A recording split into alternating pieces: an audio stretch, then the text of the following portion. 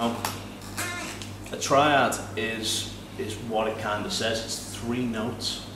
Now these 3 notes can be found by playing 3 notes. We play the first note, the 3rd note and the 5th note of a scale. Now there's an easy and hard way of doing it. We're going to do it the easy way first, and then we're going to look at ways we can manipulate this knowledge to make sense to the people who haven't got a clue what a chord is.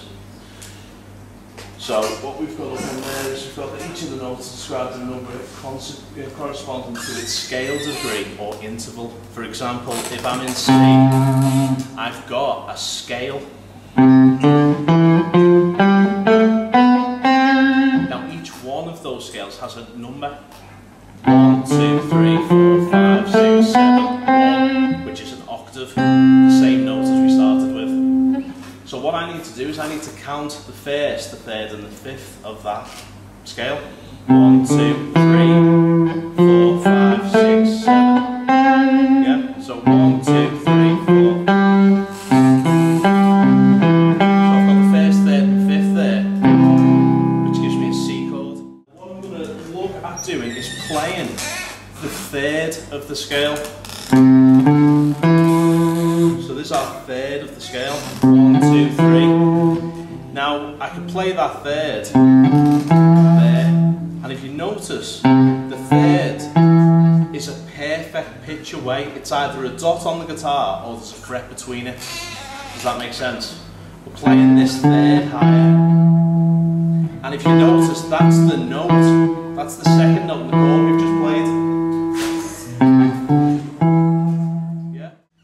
Then what I'm going to do is I'm going to apply a minor triad underneath a minor 3rd. So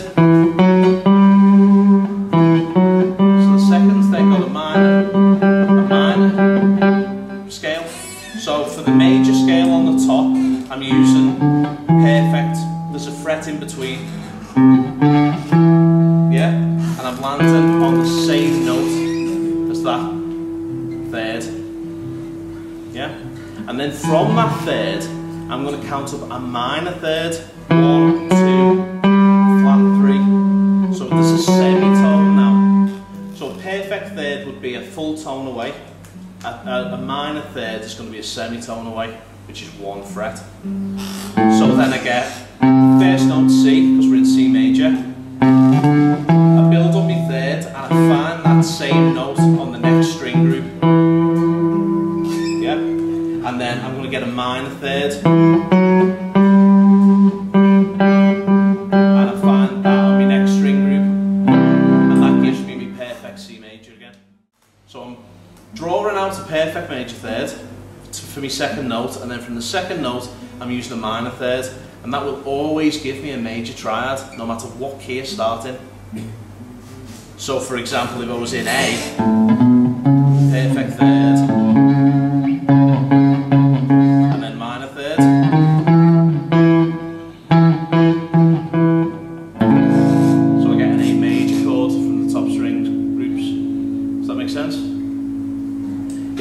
sense of the actual lessons, guys, but this is kind of just an introduction to the way it works, but we'll get there. There's other ways of doing it. Now what we're going to do is we're going to move into this C major chord, but we're going to move away from this position and we're going to put it in 1st, 3rd and 5th. So it's going to be the diagram that you can see behind us. Now the way we can do this again, we're going to look at this whole major 3rd thing. So I'm going to take the top note, whole tone to my 2nd note, whole tone to my 3rd note. I'm going to get that same note on the next string down, which gives me 2 strings together. Then I'm going to find my minor 3rd from that 2nd note.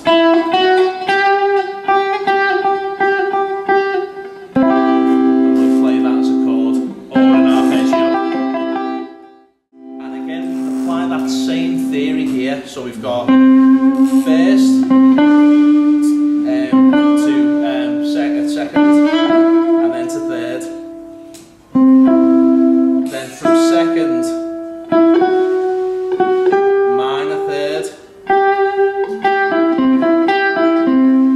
Do you see how I'm developing those notes, where I'm finding them? Yeah? How are you doing there, bro? You right with it? Right, so now you can see that I've got the major third above the minor third again. I'm getting a major third above a minor third. So I've got this major and minor third thing going on. So I know no matter what key I'm in, if I play a fret between each note till I pick 3 notes, that's my second note of my triad. Then if I do it with a flat third for the second time round, for the second note, I'm always going to get my third note. And I'll always find the major triad, no matter what key I'm in. Just remembering that formula. Major third, minor third, then we play them together. So we've got our major, we've figured out how we've got to that. We've used a major third on the top and then a minor third from note 2. I'm going to knock that out of the way with my minor chord. Not me minor tour, me minor chord. You can knock out the way with the minotaur as well, but chords involved. Right, so now we've got this. If you notice, we're actually now 5, 4, 3. So the middle note has decided to go all 2000 AD on us. We've got this crazy vibe going on. So how did we develop that? What does that mean? We know theoretically that any minor chord is a flat third. So we know that that was the first, that was the third, and that was the fifth. So I'm flattening that third, I'm now going to get a minor chord. Another way of doing it is to look at the way we looked at it earlier. And moving up to the second string set. And we're going to put now the minor on top of the major. So, back to our major C. Minor third for the first group set now.